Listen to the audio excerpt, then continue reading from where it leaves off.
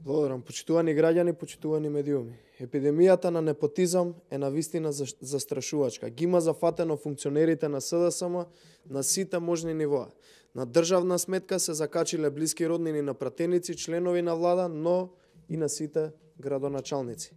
Денес ќе ви презентираме неколку сомнежи за непотизам кој владае на локално ниво, кај што се загрозени блиски роднини на градоначалниците на СДСМ. Почитувани, дали вработување како професор во Основно училиште Маршал Тито во Струмица добила сопругата на Маријан Јанев, инаку градоначалник на Василево од редовите на СДСМ. Почитувани, дали вработување во Водостопанство Кавадарци добила ќерката на Бранко Јанев, градоначалникот на Росоман.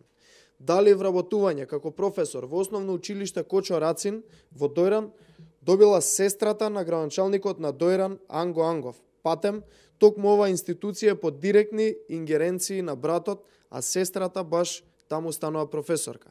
Предпоставуваме дека изговорот ќе биде дека била единствен или најдобар кандидат, како и во сите претходни случаеви каде што се правда, односно се обидува да се оправдаат. Вработување во Агенцијата за храна и ветеринарство добил братот на градоначалникот на Пехчево, Драган Тренчовски.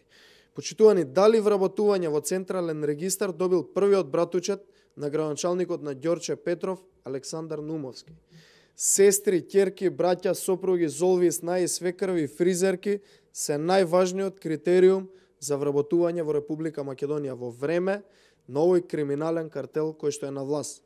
Граѓаните гледаат како администрацијата се полни не според мерит, туку според мира дизел систем. А тоа граѓаните ќе треба го плаќаат со народни пари, прибирани од зголемените даноци, зголемените акцизи, давачки или безмилосните задолжувања на Тевдовски.